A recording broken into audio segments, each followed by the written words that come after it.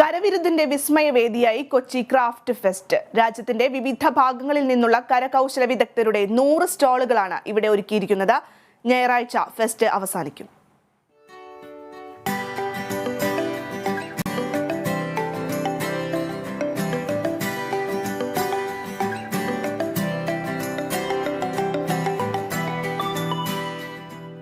കേന്ദ്ര സർക്കാരിന്റെ കീഴിലുള്ള കരകൗശല വികസന കമ്മീഷണറേറ്റിന്റെ ഫീൽഡ് ഓഫീസുകൾ വഴിയാണ് പ്രദർശനം സംഘടിപ്പിച്ചിരിക്കുന്നത്.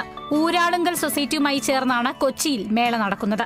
സർക്കാരിന് കീഴിൽ രജിസ്റ്റർ ചെയ്തിട്ടുള്ള ആളുകളാണ് ഇവിടെ സ്റ്റാളുകൾ ഇട്ടിട്ടുള്ളത്. ഓൺലൈനായി അപേക്ഷ നൽകിയതിൽ നിന്ന് തെരഞ്ഞെടുക്കപ്പെട്ട ആളുകളാണ് ഇവർ. ഇടനിലക്കാരില്ലാതെ കരകൗശല രംഗത്തെ വിദഗ്ധർക്ക് അവരുടെ ഉൽപ്പന്നങ്ങൾ ആളുകളിലേക്ക് എത്തിക്കാനുള്ള വഴിയൊരുക്കുകയാണ് ഫെസ്റ്റിന്റെ ലക്ഷ്യം. വ്യത്യസ്തമായ വസ്തുക്കളുടെ പ്രദർശനവും വിൽപ്പനയുമാണ് ഇവിടെ നടക്കുന്നത്.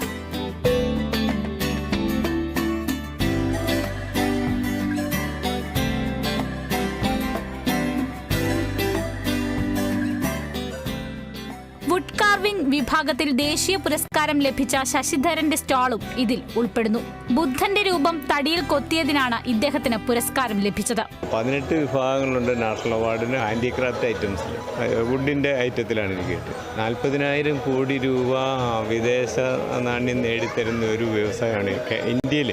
അവാർഡ് ബുദ്ധന്റെ ഒരു ശരിക്കും അതിൻ്റെ ഒരു ഇൻസ്പിറേഷൻ എന്ന് പറയുന്നത് നമ്മൾ പൊക്രാനിലെ ആണവ പരീക്ഷണത്തിന് ബുദ്ധൻ ചിരിക്കുന്നു എന്നായിരുന്നു.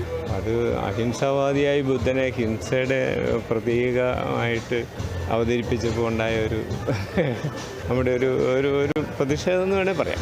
കൊച്ചി ക്രാഫ്റ്റ് ഫെസ്റ്റ് ഞായറാഴ്ച അവസാനിക്കും. Kerala vision news, Kochi.